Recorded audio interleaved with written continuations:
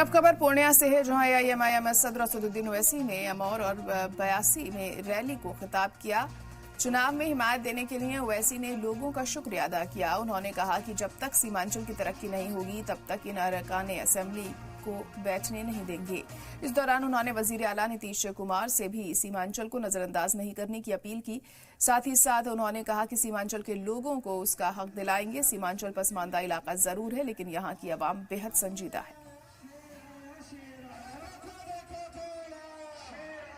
मैं मुबारकबाद देता हूं आपको कि आपने असबियत का शिकार हुए बगैर आपने पतंग छाप के नाम पर अपने वोट का इस्तेमाल किया और इंशाअल्लाह ताला मजलिस इत्तेहादुल मुस्लिमीन ने इस बात का आपसे वादा किया है कि हम उस वक्त तक न चैन से बैठेंगे न उस वक्त तक किसी को पटना में चैन से बैठने देंगे जब तक सीमांचल की आवाम के चेहरों पर मुस्कुराहट नहीं लाएंगे।